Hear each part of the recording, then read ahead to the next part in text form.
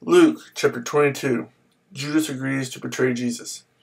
Now the feast of unleavened bread, called the Passover, was approaching, and the chief priests and the teachers of the law were looking for some way to get rid of Jesus, for they were afraid of the people. Then Satan entered Judas, called Iscariot, one of the 12. And Judas went to the chief priests and the officers of the temple guard and discussed with them how he might betray Jesus. They were delighted and agreed to give him money. He consented and watched for an opportunity to hand Jesus over to them when no crowd was present. The Last Supper. Then came the day of unleavened bread on which the Passover lamb had to be sacrificed. Jesus sent Peter and John, saying, "Go and make preparations for us to eat the Passover." "Where do you want us to prepare for it?" they asked. He replied, "As you enter the city, a man carrying a jar of water will meet you. Follow him to the house that he enters, and say to the owner of the house, 'The teacher asks, where is the guest room where I may eat the Passover with my disciples?' He will show you a large upper room, all furnished. Make preparations there." They left and found things just as Jesus had told them, so they prepared the Passover. When the hour came, Jesus and his apostles reclined at the table, and he said to them, "I have eagerly desired to eat this Passover with you before I suffer, for I tell you, I will not eat it again until it finds fulfillment in the kingdom of God." After taking the cup, he gave thanks and said, "Take this and divide it among you, for I tell you, I will not drink again of the fruit of the vine until the kingdom of God comes." And he took bread, gave thanks, and broke it, and gave it to them, saying, "This is my body given for you. Do this in remembrance of me." In the same way, after the supper, he took the cup, saying, "This cup is the new covenant in my blood, which is poured out for you. But the hand of him who is going to betray me is with mine on the table.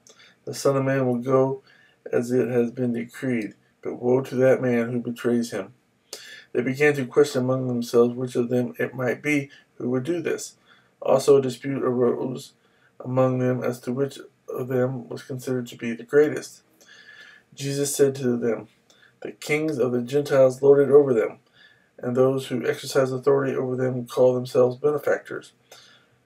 But you are not to be like that. Instead, the greatest among you should be like the youngest, and the one who rules like the one who serves. For who is greater, the one who is at the table or the one who serves?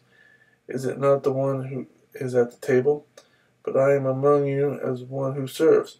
You are those who have stood by me in my trials, and I confer on you a kingdom just as my Father conferred one on me, so that you may eat and drink at my table in my kingdom and sit on thrones, judging the 12 tribes of Israel. Simon, Simon, Satan has asked to sift you as wheat, but I have prayed for you, Simon, that your faith may not fail, and when you have turned back, strengthen your brothers." But he replied, "Lord, I am ready to go with you to prison and to death." Jesus answered, "I tell you, Peter, before the rooster crows today, you will deny 3 times that you know me." Then Jesus asked them, "When I sent you without purse, bag, or sandals, did you lack anything?" "Nothing," they answered. He said to them, "But now if you have a purse, take it, and also a bag. And if you don't have a sword, sell your cloak and buy one. It is written, 'And he was numbered with the transgressors.' And I tell you that this must be fulfilled in me. Yes, what is written about me is reaching its fulfillment." The disciples said, "See, Lord, here are 2 swords." "That is enough," he replied. Jesus prays on the Mount of Olives. Jesus went out as usual to the Mount of Olives, and his disciples followed him. On reaching the place, he said to them, "Pray that you will not fall into temptation." He withdrew about a stone's throw beyond them, knelt down, and prayed, "Father, if you are willing, take this cup from me. Yet not my will, but yours be done." An angel from heaven appeared to him and strengthened him.